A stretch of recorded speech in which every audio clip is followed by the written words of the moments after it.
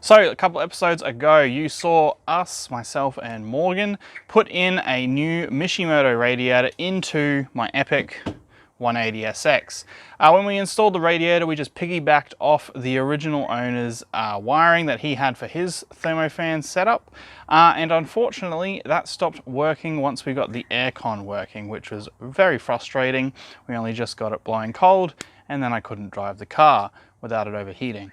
So today what we are doing is we're completely ripping out, gutting all the wiring that he had previously for the thermofan setup, and put it in with brand new top of the line, well, very good aftermarket wiring from Mishimotto as well, and we have a nice little goodie at the end as well.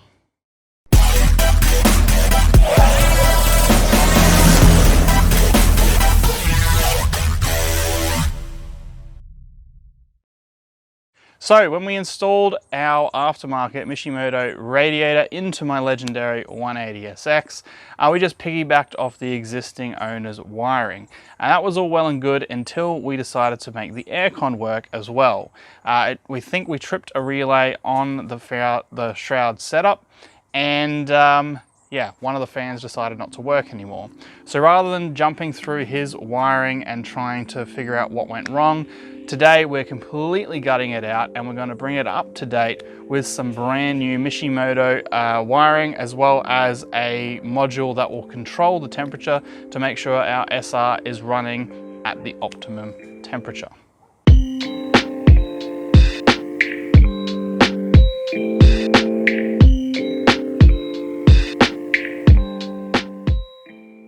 So as you can see, we started taking the relays off already.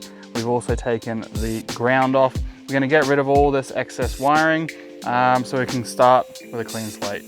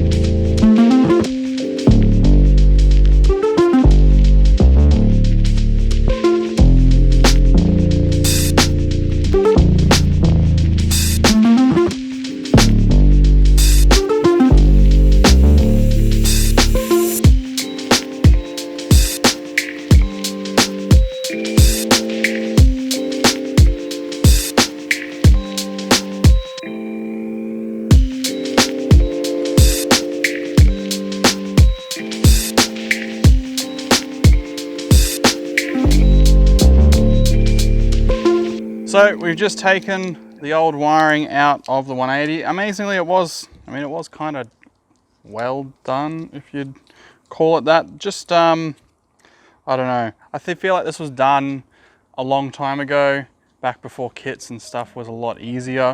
And the Mishimotto kit is just a lot simpler and a lot more tidy. So yeah, you can throw this away and just tidy up the engine bay a bit more and bring it to the 21st century.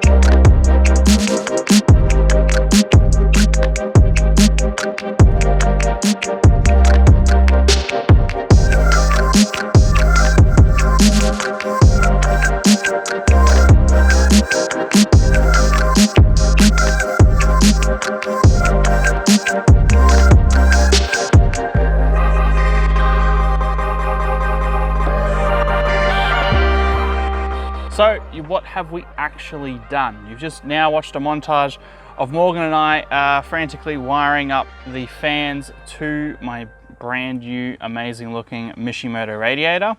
And to be honest, we haven't actually done much different to what the original wiring was, but we have added one extra thing, and that's this brass fitting right here. So basically what that brass fitting is a temperature sensor, and it measures the temperature of the coolant coming out of the engine into the radiator. Now, why is this important? Well, engines have an ideal temperature that they need to run at. They set that out by the manufacturer, and it's just what that engine is meant to be running at. The previous setup that was in this car had everything that is here with the Mishimotto controller, but the only problem is it didn't have a temperature sensor. It was triggered by a switch inside the cabin. So the problem is that really the fans were just on all the time, always cooling the engine, which isn't ideal. We want the engine to heat up, get to the proper operating temperature, and as soon as it gets a little bit too hot, then the cooling kicks on, brings the temperature back down, then switches off, cycle, rinse and repeat, and it's just a constant up and down of the temperature to make sure it maintains its temperature within about 5 degrees or so. So that's what we've done here with the brass sensor. The rest of it is we've got power to the fans, we've got ground, and we also have an override for the aircon. So as soon as your aircon kicks on, you need to be pulling as much air through the front condenser as well as the radiator. So basically that's an override. And then we've also got an ignition source basically to power up and send the right signal to the module to be kicked on as soon as the car is ready to start. So that's what we've done. But it does look a little bit ugly. There are wires going everywhere.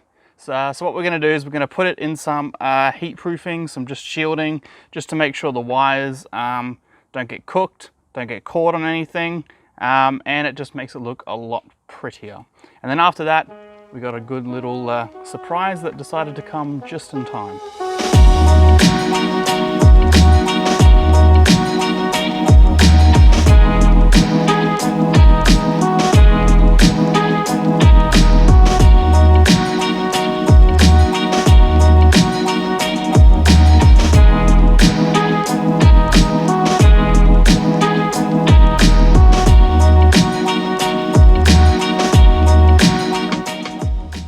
Alright, so we've tidied up the wiring. It's now got some good shielding and heat proofing on it, so being next to the radiator and stuff like that shouldn't be of any concern.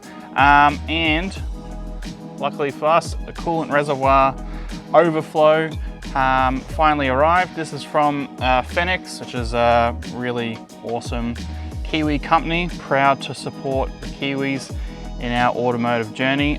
Basically, it just gets rid of all this plastic shit that's all broken and crap, and get rid of the old Powerade bottle and just tie this whole area up and make it look a hell of a lot nicer.